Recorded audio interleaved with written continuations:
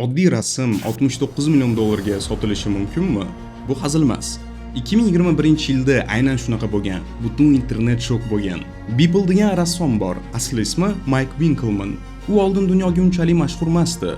Oddiy digital artist bo'lgan. Lekin unda bitta g'alati odat bo'lgan. U 13 yil davomida har kuni bitta yangi rasm chizgan. Bir kun ham o'tkazmagan.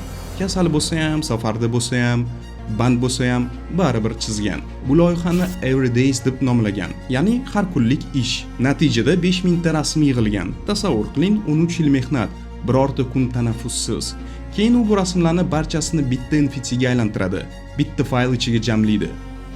Mana shu va uni auksionga qo'yadi. Christie's auksionda bu 69 million dollarga sotiladi.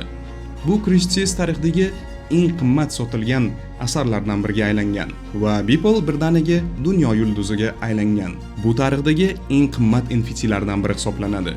69 million dollar. Eng qiziq joyi bu oddiy fayl. Uni hamma internetda bepul ko'rishi mumkin. Yuklab ham olishingiz mumkin. Lekin faqat bitta odam egasi hisoblanadi. Ya'ni pul rasmga emas, egalik statusiga to'langan. O'sha paytda hamma NFT'ga ishonib ketdi, narxlar portlab ketdi. Hamma keyingi Beeple'ni qidirgan, lekin keyinchalik bozor keskin tushib ketdi. Ko'p NFT'lar 80-90% gacha qadrini yo'qotdi. Qaysidirlari deyarli nolga tushib ketdi. Beeple haqiqiy rassom bo'lishi mumkin, lekin ko'pchilik unga ergashib spekulatsiya qildi.